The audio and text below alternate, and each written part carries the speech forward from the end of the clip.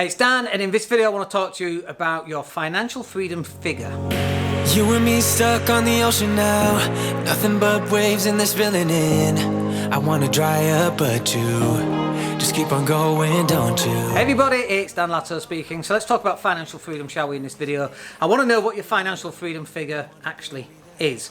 And let me explain what I mean by that. Your financial freedom figure is how much money do you need every single month to come in so that you would never need to work again. And for most people, I'm guessing it's around £2,000, £2,500, £3,000. If you could get that every single month, then you'd never have to work again. Life would be wonderful.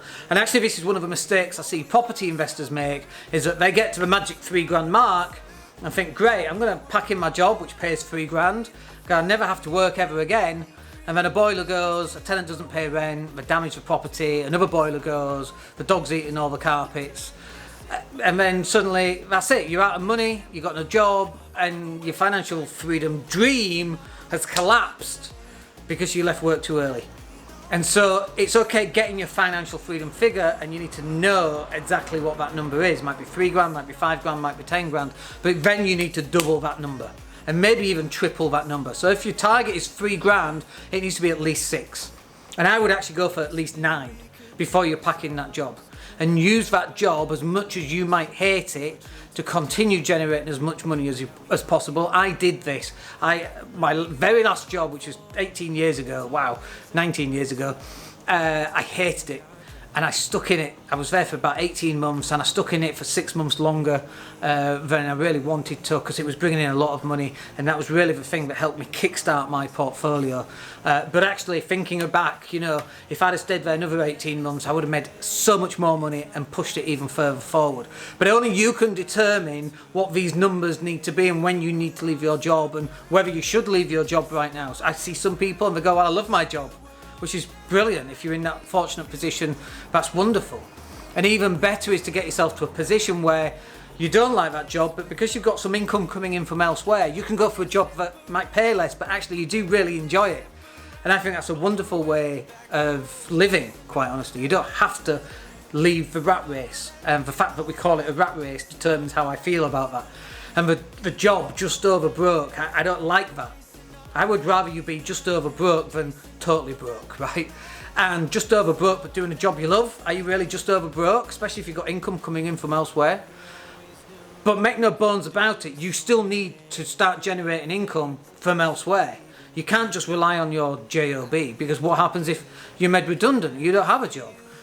COVID's going on right now. What if you're furloughed and you go back and either a business doesn't exist, which is what's happening for retail units right now, or your job no longer exists because they've got rid of 95% of all the staff members. They realised that everyone could work from home, they've outsourced it instead, which I think is something that's really going to happen, quite frankly. You still have to generate, or find a way of generating extra income per month that comes in each and every month to supplement what you're already doing and eventually take over what you're already doing. And even if you love your job at £3,000 a month and you're earning £6,000 a month and you could leave, you might choose to, you know what, I'm going to go part-time. I love the people there, I enjoy it, I get a challenge out of it, so on. But you can only start making these decisions once you know what your financial freedom figure is and you start working towards it. So if your financial freedom figure is £3,000, what would that look like? Well, it could be 10 properties at £300 a month. I call this the money matrix. You know, it doesn't matter. It could be 30 properties at £100 a month, right? Whatever that matrix is that works for you. And if you need double, instead of £3,000, we want to get you to £6,000. It should be 20 properties at £300 profit per month. 20 times 300 is the £6,000.